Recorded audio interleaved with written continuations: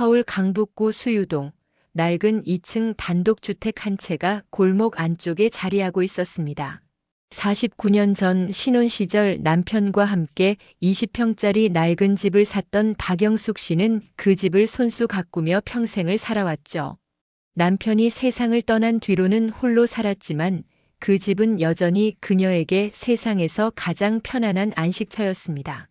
올해 68살이 된 영숙 씨는 전직 간호조무사였어요. 35년간 동네 내과 의원에서 일하며 성실하게 돈을 모았고 아들 민수를 대학까지 보냈습니다.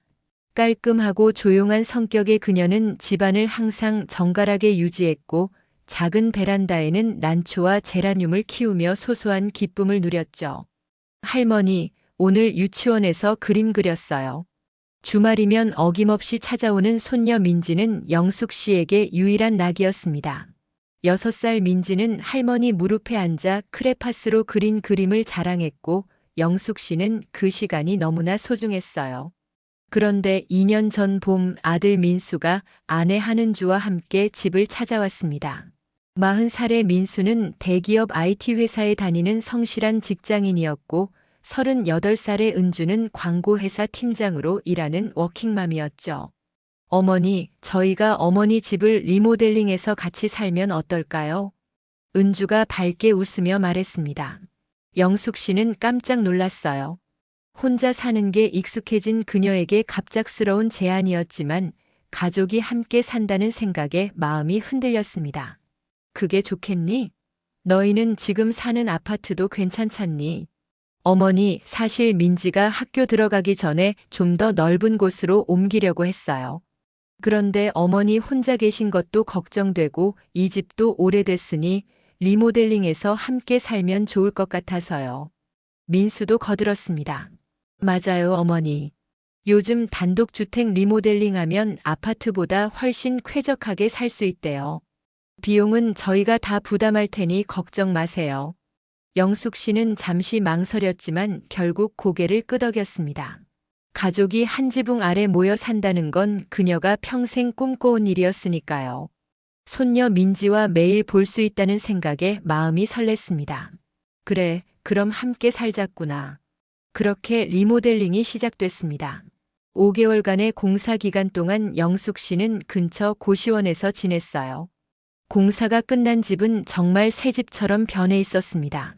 2층은 영숙 씨의 방과 작은 거실로 1층은 민수 가족의 공간으로 꾸며졌죠. 총 공사비는 2억 5천만 원이 들었다고 했습니다. 어머니, 어때요? 마음에 드세요? 은주가 활짝 웃으며 물었습니다. 영숙 씨도 환하게 웃으며 대답했죠. 그럼 정말 좋구나. 고생 많았어. 입주 첫날은 모두가 들떠 있었습니다. 민지는 새집 곳곳을 뛰어다니며 신기해했고 민수는 짐을 정리하느라 바빴어요. 은주는 주방을 꼼꼼히 체크하며 만족스러운 표정을 지었습니다. 그런데 이틀째 되는 날 영숙 씨는 장을 보고 돌아와 현관문 앞에서 멈춰 섰습니다. 비밀번호를 누르는데 삐삐삐 빨간불이 깜빡였어요. 이상하네. 다시 눌러봤지만 역시 문이 열리지 않았습니다. 영숙 씨는 당황해서 초인종을 눌렀죠. 누구세요? 은주의 목소리가 인터폰에서 흘러나왔습니다. 나야, 문이 안 열리네. 잠시 후 문이 열렸고 은주가 미안한 듯 웃으며 말했어요. 어머니, 죄송해요. 어제 비밀번호 바꿨거든요. 요즘 세상이 무섭잖아요. 보안 때문에 주기적으로 바꾸는 게 좋대요. 그럼 나한테 말을 해줬어야지. 아, 깜빡했네요. 새 비밀번호는? 은주가 비밀번호를 알려주긴 했지만 영숙 씨의 마음 한구석엔 묘한 기분이 남았습니다. 49년을 살아온 자기 집인데 왜 비밀번호를 모르고 서 있어야 했을까? 하지만 그녀는 대수롭지 않게 여겼죠. 가족끼리 무슨 큰일이 있겠어요. 일주일이 지나고 영숙 씨는 부엌에서 된장찌개를 끓이려고 했습니다. 그녀가 30년 넘게 담가온 된장으로 끓이는 찌개는 구수하고 깊은 맛이 일품이었어요. 아들 민수가 어릴 적부터 가장 좋아하던 음식이었습니다. 어머니, 뭐 하세요? 재택 근무 중이던 은주가 부엌으로 들어왔습니다. 된장찌개 끓이려고. 민수가 좋아하잖니. 아, 어머니. 저희는 요즘 저염식 하거든요. 된장찌개는 나트륨이 너무 많아서요. 제가 대신 샐러드 준비할게요. 그래. 그럼 내가 다른 거. 괜찮아요, 어머니. 편히 쉬세요. 제가 다 할게요. 영숙 씨는 말없이 젓가락을 내려놓았습니다. 자신의 부엌에서 자신의 음식을 만들 수 없다는 게 이상했지만 며느리가 건강을 생각해서 그러는 거라고 스스로를 달랬어요. 그날 저녁 식사 때 민수는 샐러드만 먹으며 아무 말도 하지 않았습니다. 영숙 씨는 아들의 표정을 살폈지만 민수는 스마트폰만 들여다보고 있었죠. 민수야, 오늘 회사는 괜찮았니? 응, 괜찮았어요. 짧은 대답뿐이었습니다. 영숙 씨는 더 이상 말을 꺼내지 않았어요. 며칠 후 영숙 씨는 텔레비전을 보며 민지와 놀고 있었습니다. 오후 2시쯤이었는데 은주가 재택 근무 중이라며 거실로 나왔어요. 어머니, 죄송한데 텔레비전 소리 좀 줄여주실 수 있으세요? 지금 중요한 화상회에 있어서요. 아, 그래. 알았어. 영숙 씨는 얼른 볼륨을 낮췄습니다. 하지만 20분쯤 지나자 은주가 다시 나왔어요. 어머니, 미안하지만 텔레비전 좀 꺼주시면 안 될까요? 소리가 계속 들려서 집중이 안 되네요. 알았어. 영숙 씨는 리모컨을 들어 텔레비전을 껐습니다. 민지가 아쉬운 표정을 지었지만 할머니는 작은 목소리로 말했죠. 민지야, 우리 조용히 그림 그리자. 그날 밤 영숙 씨는 2층 방에 누워 천장을 바라봤습니다. 이 집에서 49년을 살았지만 이렇게 조심스럽게 존재해야 하는 건 처음이었어요. 문득 남편 생각이 났습니다. 당신이 살아계셨다면 뭐라고 했을까? 다음 날 아침 영숙 씨는 베란다에 나가 난초에 물을 주려고 했습니다. 그런데 화분들이 보이지 않았어요. 내 난초들이 어디 갔지? 급하게 1층으로 내려가 은주에게 물었습니다. 은주야, 내 난초들 어디 갔니? 아, 그거요? 어머니, 요즘 실내 공기질 때문에 화분 많이 두면 안 좋대요. 습기도 차고요. 그래서 제가 몇 개는 버리고 몇 개는 옥상으로 옮겼어요. 버렸다고. 영숙 씨의 목소리가 떨렸습니다. 그 난초들은 15년 넘게 키워온 것들이었어요. 매일 정성껏 물을 주고 잎을 닦아주며 키운 소중한 존재들이었죠. 어머니, 화내지 마세요. 어차피 관리하기 힘드셨잖아요. 이제 편하게 지내세요. 은주는 태연하게 말하며 출근 준비를 했습니다. 영숙 씨는 멍하니 서 있다가 옥상으로 올라갔어요. 구석에 아무렇게나 놓인 화분 서너 개가 전부였고 나머지는 정말 버려진 것 같았습니다. 그날 저녁 영숙 씨는 친구 이복순에게 전화를 걸었어요. 65살의 복순은 영숙 씨와 40년 지기 절친이었습니다. 복순아, 나 좀 이상한 것 같아. 왜? 무슨 일인데? 영숙 씨는 그동안 있었던 일들을 하나하나 이야기했습니다. 복수는 한참 듣더니 한숨을 쉬었어요. 언니, 그거 심각한데. 요즘 며느리들 세대 다르다니까. 언니 집 명의는 아직 언니 이름이지? 아니, 2년 전에 민수 이름으로 바꿔줬어. 뭐? 그럼 지금은 며느리한테 넘어갔을 수도 있겠네. 설마. 영숙 씨는 믿고 싶지 않았지만 복순의 말이 계속 마음에 걸렸습니다. 그날 밤 그녀는 잠을 이루지 못했어요. 다음 날 아침 영숙 씨는 일찍 일어나 구청으로 향했습니다. 가슴이 두근거렸어요.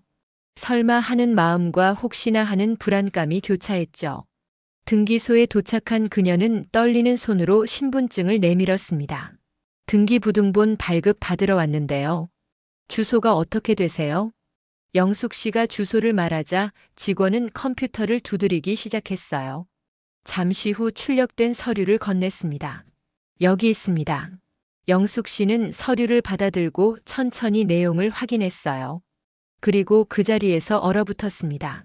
소유자란에는 한은주라는 이름이 적혀 있었죠. 지분은 100% 단독 명의였습니다. 이게 무슨... 영숙 씨의 손이 떨렸습니다. 언제 이렇게 된 거죠? 분명 2년 전에 아들 민수 이름으로 증여했는데 어떻게 며느리 단독 명의가 됐을까요? 그녀는 급히 집으로 돌아와 서랍을 뒤지기 시작했어요. 오래된 서류들 사이에서 작년 여름에 민수가 가져온 서류가 눈에 들어왔습니다. 그때 민수는 이렇게 말했었죠.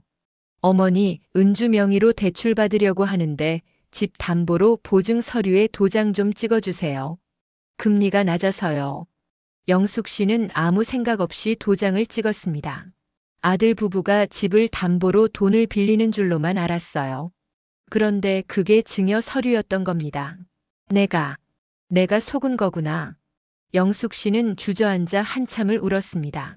49년을 살아온 집, 남편과 함께 일궈온 집이 이렇게 사라진 거예요. 그것도 자기도 모르는 사이에요. 복순에게 다시 전화를 걸었습니다. 복순아, 맞았어. 집이 며느리 이름으로 넘어갔어. 뭐라고? 언니, 당장 변호사 찾아가 봐. 이건 사기야, 사기. 변호사라니. 내가 무슨. 언니, 지금 그렇게 있으면 안 돼. 나 지금 갈게. 기다려. 1시간 후 복순이 달려왔습니다. 그녀는 영숙 씨의 손을 꽉 잡으며 말했어요. 언니, 우리 지금 변호사 사무실 가자. 내가 아는 변호사 있어. 하지만 비용이. 그런 거 나중에 생각해.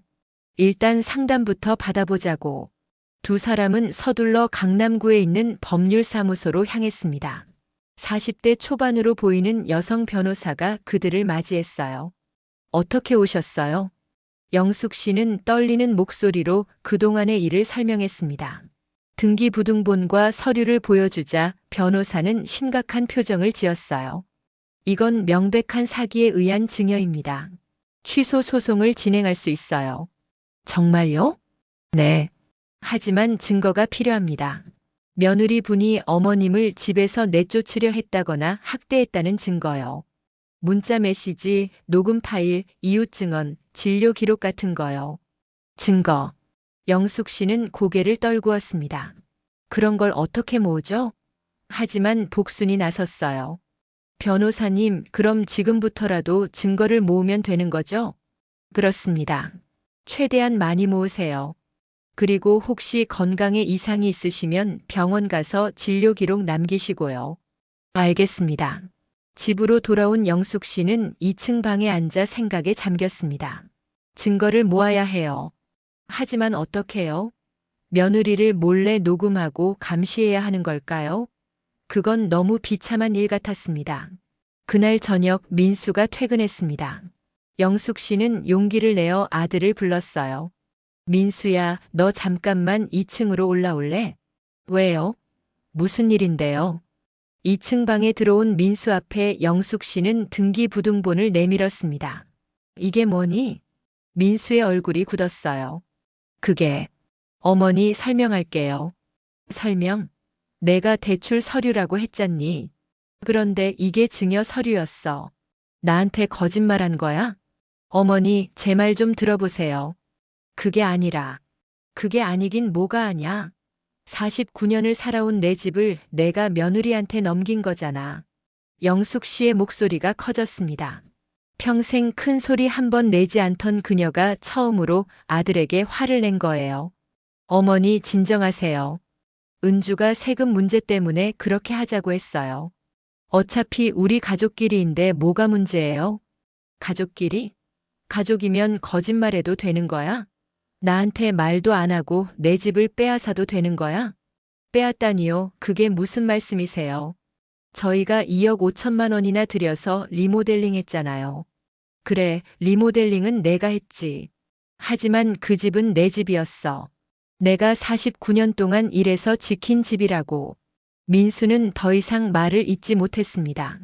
그는 고개를 숙인 채 방을 나갔어요. 그날 밤 영숙 씨는 심한 두통을 느꼈습니다. 가슴이 답답하고 숨쉬기가 힘들었어요. 다음 날 아침 그녀는 병원을 찾았습니다. 혈압이 많이 올랐네요. 스트레스 많이 받으셨어요? 의사의 질문에 영숙 씨는 고개를 끄덕였습니다. 요즘 좀 힘든 일이 있어서요. 이러다 큰일 나겠어요. 약 드시고 스트레스 받는 환경에서 벗어나셔야 해요. 영숙 씨는 고혈압 약 처방전을 받아들었습니다.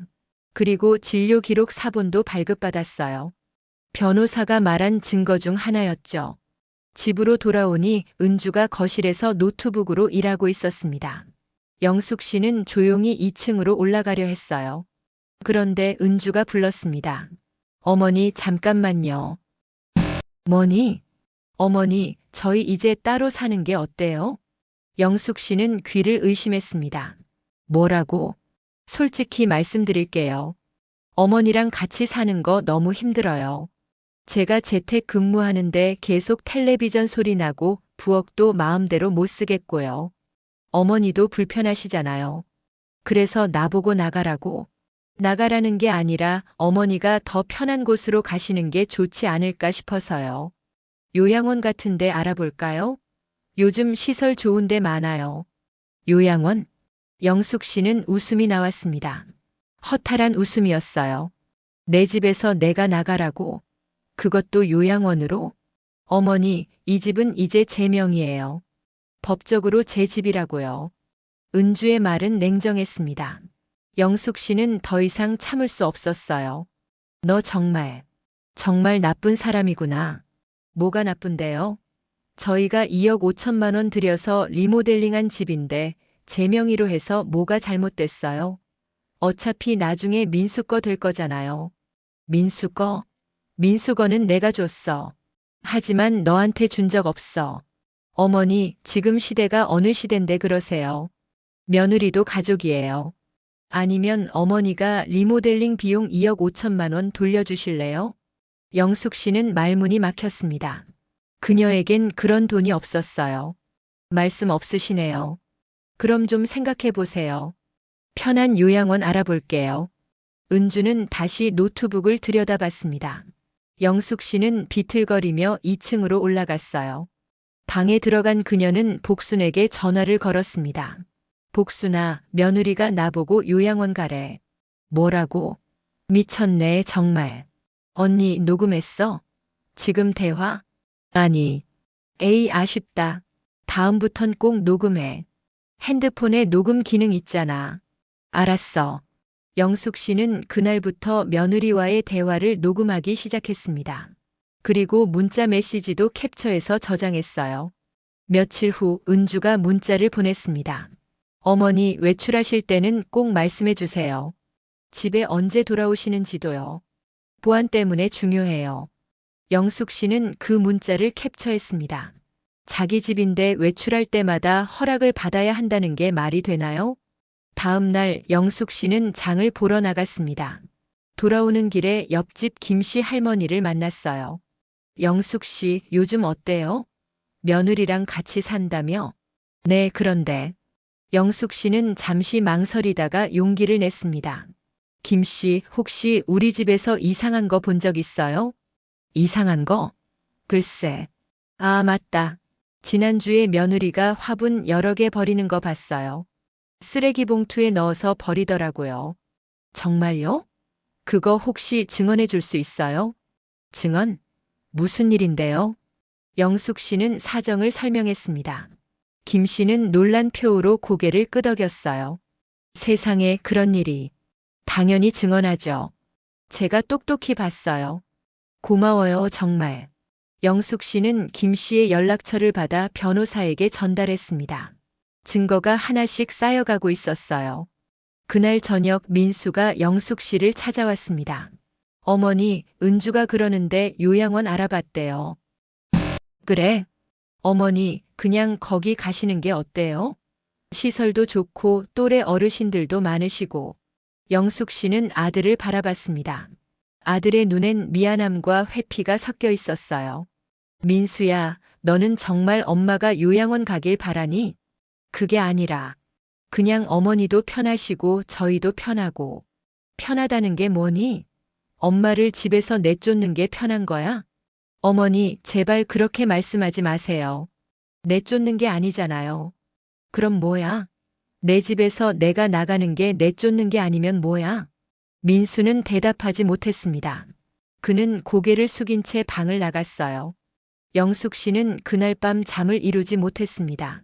천장을 바라보며 생각했어요. 이 집에서의 추억들, 남편과 함께했던 시간들, 아들을 키우며 행복했던 순간들이 주마등처럼 스쳐 지나갔습니다. 다음 날 아침 영숙 씨는 변호사 사무실로 향했습니다. 모아둔 증거들을 모두 가지고요. 녹음 파일, 문자 메시지 캡처, 진료 기록, 이웃 증언까지. 변호사는 자료들을 꼼꼼히 검토하더니 고개를 끄덕였어요. 충분합니다. 소송 진행하시죠. 정말요? 네. 이 정도면 승소 가능성이 높아요. 사기에 의한 증여 취소와 함께 거주권 침해로 손해배상도 청구할 수 있습니다. 영숙 씨는 깊게 숨을 들이쉬었습니다. 드디어 싸울 준비가 된 거예요. 그럼 시작하죠. 변호사는 미소 지으며 서류를 준비하기 시작했습니다. 영숙 씨의 긴 싸움이 시작되는 순간이었어요. 소장이 접수된 건 4월 중순이었습니다. 법원에서 송달 통지가 나가자 집안 분위기는 급격히 냉랭해졌어요. 은주는 소장을 받아든 채 얼굴이 새하얗게 질렸고 민수는 당황한 표정으로 2층으로 올라왔습니다. 어머니, 이게 대체 무슨 짓이에요? 민수의 목소리엔 분노가 섞여 있었어요. 하지만 영숙 씨는 침착하게 대답했습니다. 무슨 짓이냐고? 내 집을 되찾는 거야. 어머니, 우리 가족인데 왜 이러세요? 법정까지 가시게요? 가족? 가족이 이렇게 하니? 내 집을 몰래 빼앗고 나보고 요양원 가라고 하는 게 가족이 하는 짓이야? 그건 은주가 좀 성급했던 거고. 성급한 게 아니야, 민수야. 처음부터 계획된 거였어. 리모델링 한다며 나를 쫓아내고 내 집을 차지하려던 거지. 민수는 할 말을 잃었습니다. 아래층에서 은주의 날카로운 목소리가 들려왔어요. 여보, 뭐해? 빨리 내려와. 민수는 고개를 떨구고 내려갔습니다. 영숙 씨는 창밖을 바라보며 깊은 한숨을 쉬었어요. 이제 돌아갈 수 없는 다리를 건넌 겁니다. 그날 저녁 은주가 2층으로 올라왔습니다. 그녀의 얼굴엔 억지로 지은 미소가 걸려 있었어요. 어머니, 우리 얘기 좀 해요. 할 얘기 없어. 어머니, 소송 취하하시면 제가 어머니 모실게요. 요양원 같은 소리 다시는 안 할게요. 이제 와서 그게 먹히겠니? 어머니, 이러면 우리 모두 손해예요. 법원 가면 변호사 비용만 수천만 원 들어가고 시간도 오래 걸려요. 그냥 우리끼리 잘 해결해요. 잘 해결? 어떻게? 은주는 잠시 망설이더니 말했습니다. 집은 제 명의로 두고 어머니께 매달 200만 원씩 드릴게요. 평생 모시는 조건으로요. 넌 정말 끝까지 그러는구나. 영숙 씨는 고개를 저었습니다. 내 집은 돈으로 살 수 있는 게 아니야. 49년의 세월이 담긴 곳이라고. 어머니, 감상에 젖어 계시네요. 현실을 보세요. 이 집은 이미 제 명의예요. 법적으로 제 거라고요. 그래, 법적으로는 내 거지. 하지만 그게 정당한 방법으로 얻은 거니? 거짓말로 속여서 얻은 거잖아. 속였다는 증거가 있어요?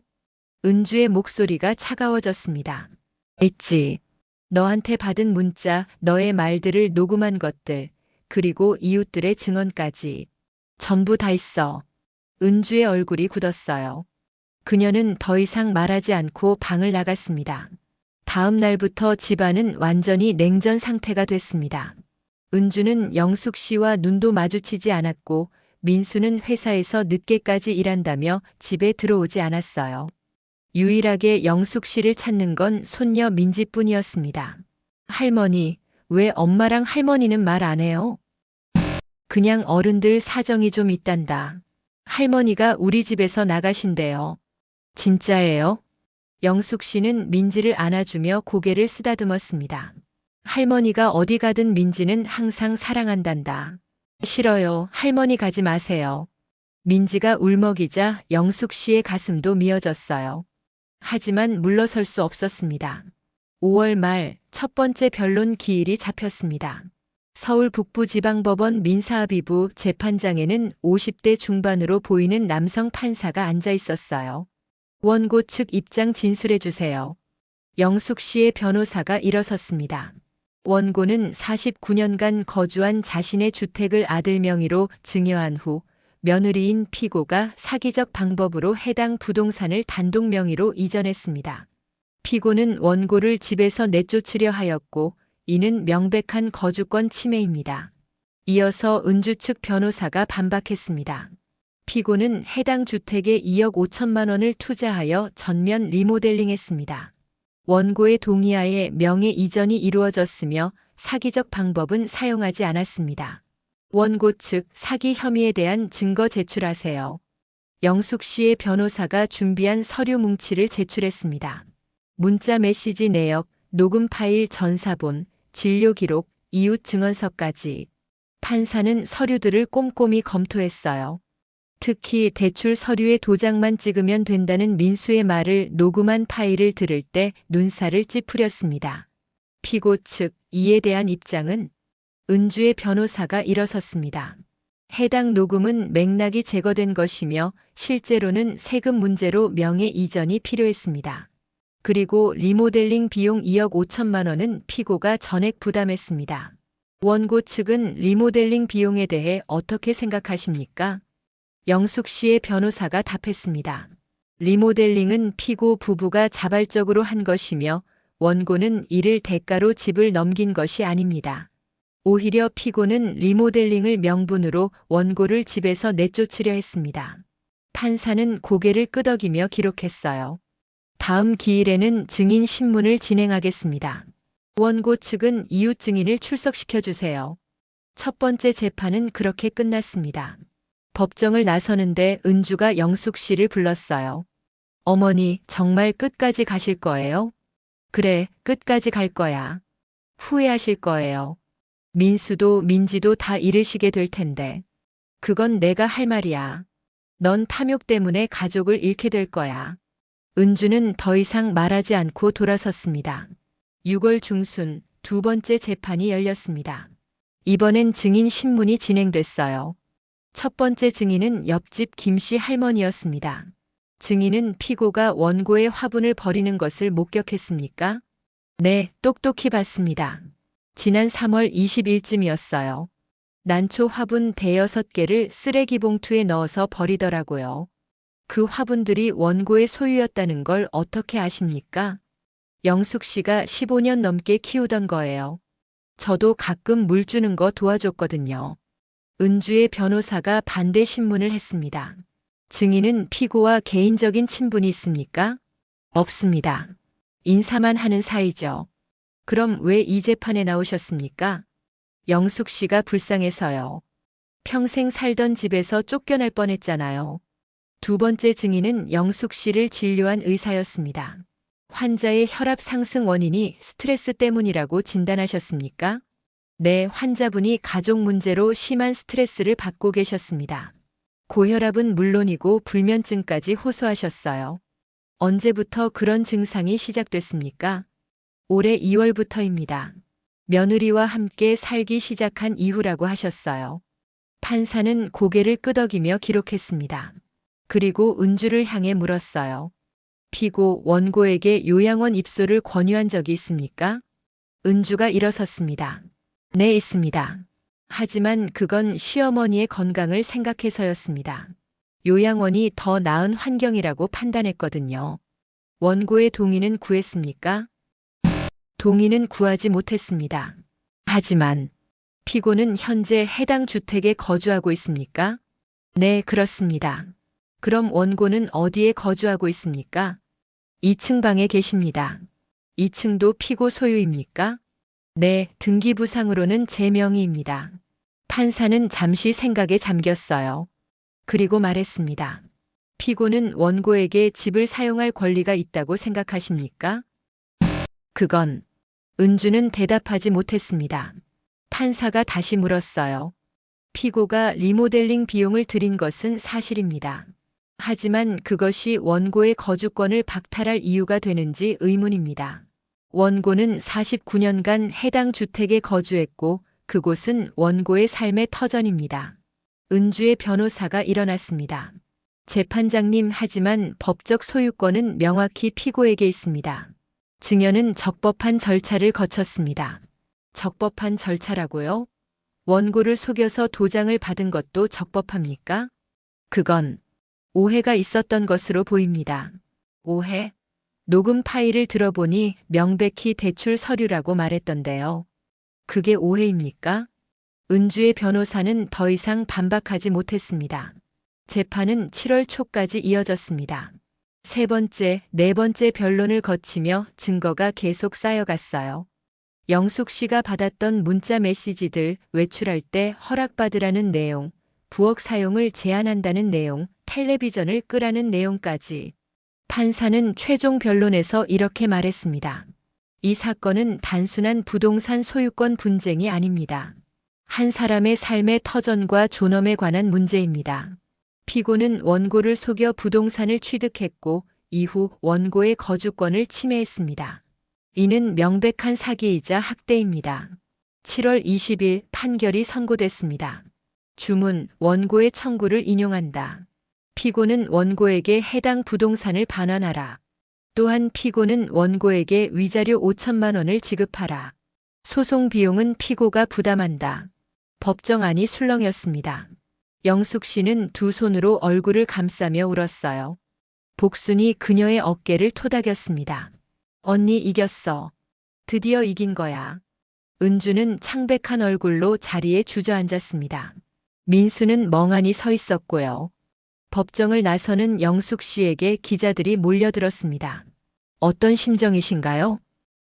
집을 되찾아서 기쁩니다.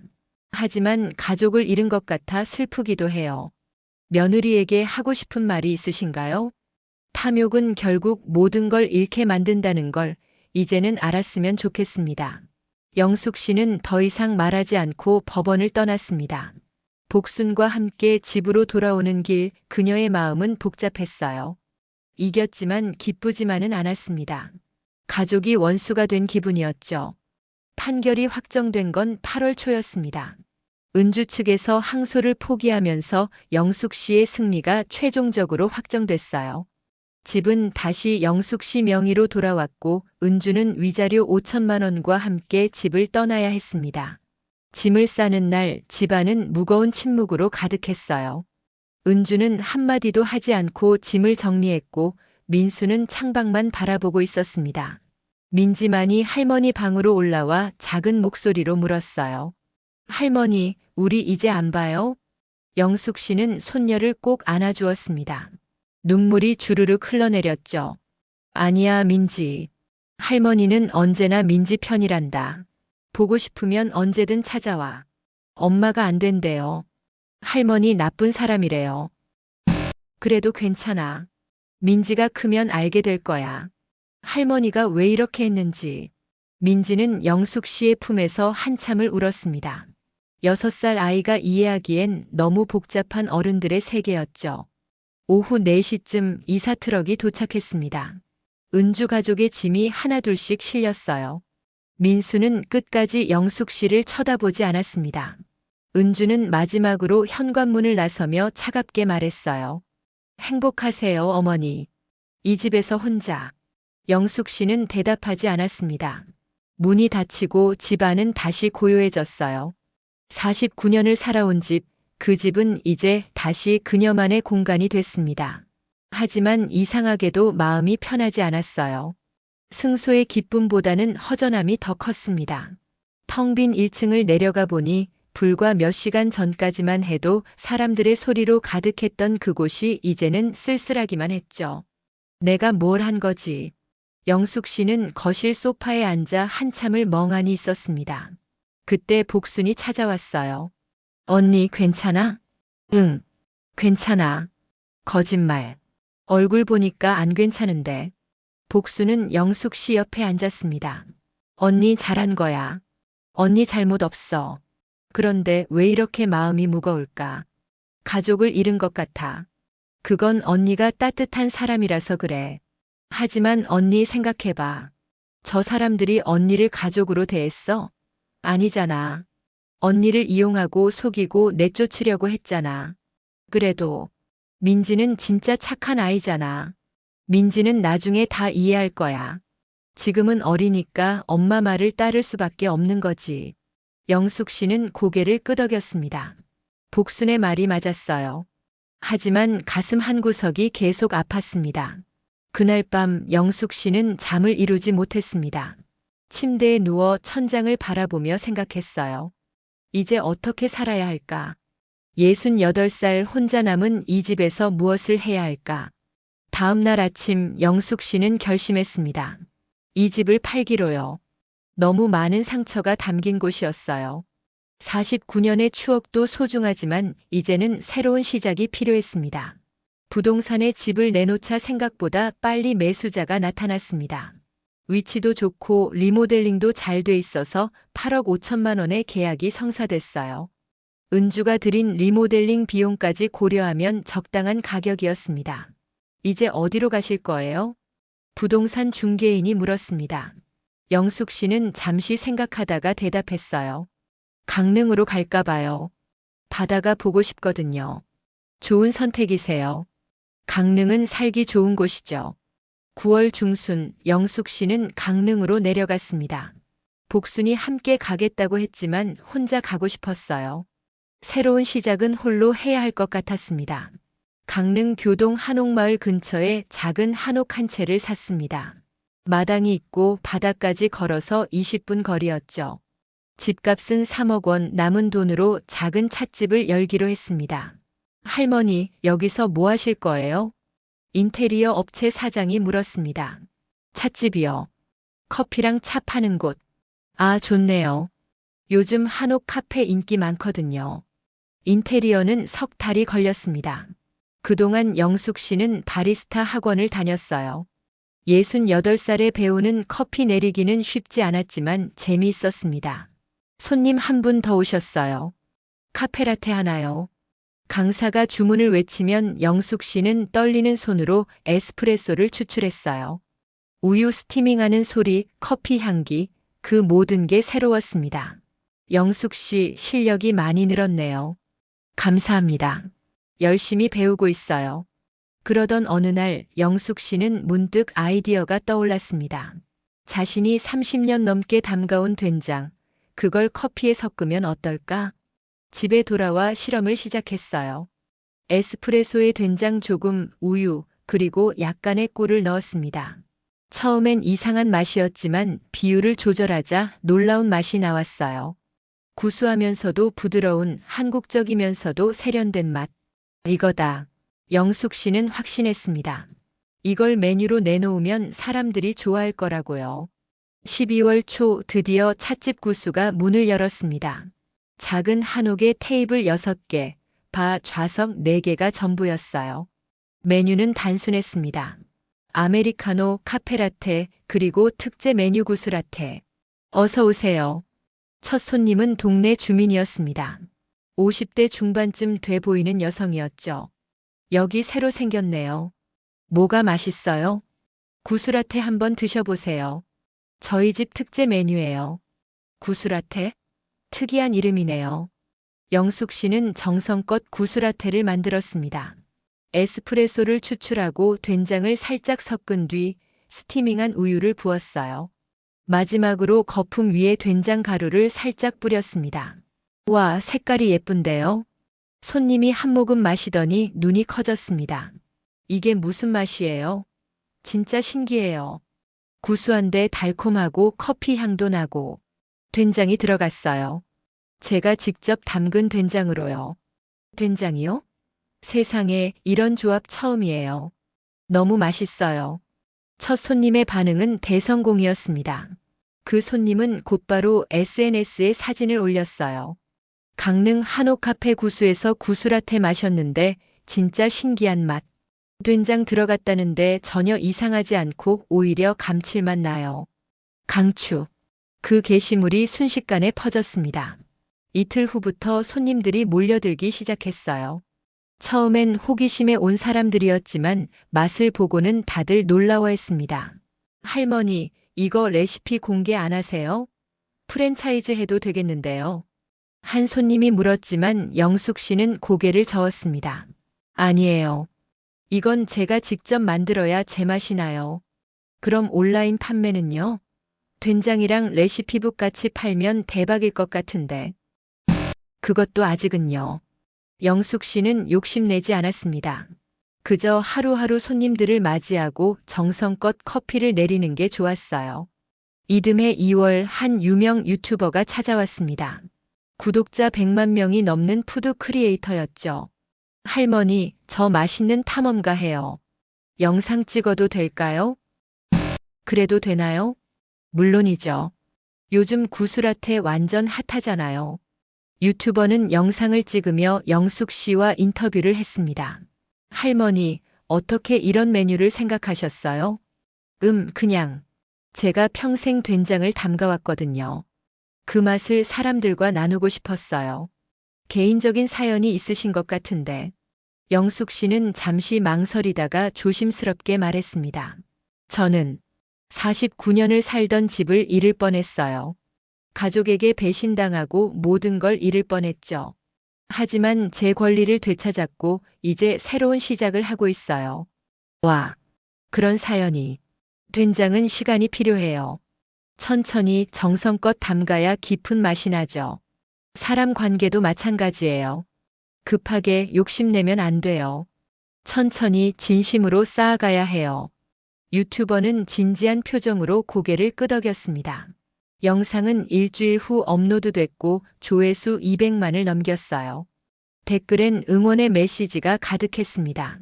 할머니 응원해요. 구슬아태 꼭 먹어보고 싶어요. 가족에게 배신당했다는 말에 눈물이 났어요. 행복하세요. 3월 어느 날 찻집 문이 열렸습니다. 영숙 씨가 고개를 들자 낯익은 얼굴이 보였어요. 은주였습니다. 어떻게 여길? 유튜브 봤어요. 은주의 얼굴은 창백했습니다. 머리는 단정했지만 눈가엔 다크서클이 짙었어요. 앉아. 무슨 일로 온 거야? 영숙 씨는 차분하게 말했습니다.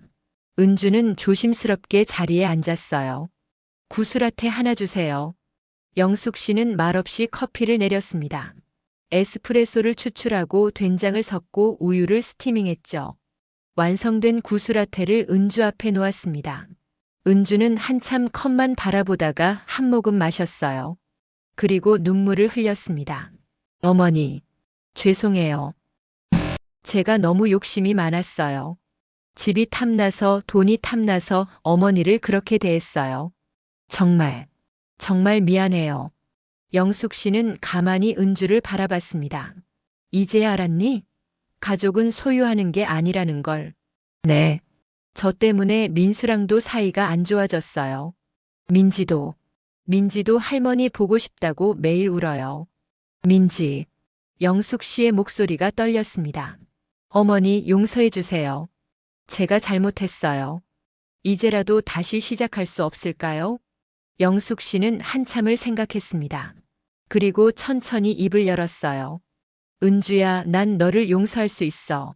하지만 예전으로 돌아갈 순 없어. 네. 우리는 이제 각자의 길을 가야 해. 너는 너대로, 나는 나대로. 하지만 민지는 언제든 만날 수 있어. 내가 허락한다면 말이야. 은주는 고개를 끄덕였습니다. 네, 어머니. 민지 데려올게요.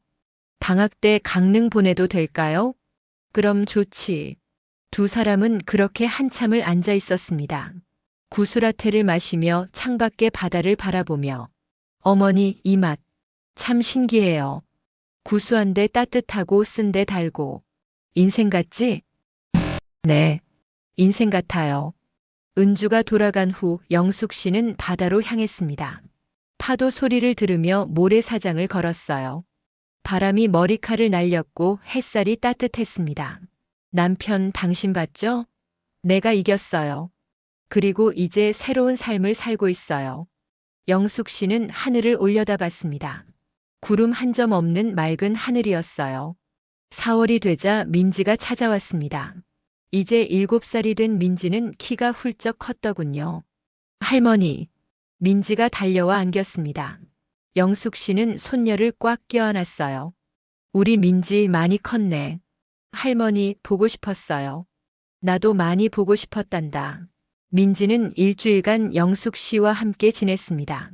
아침엔 바다에 가서 조개를 줍고 오후엔 찻집에서 그림을 그렸어요.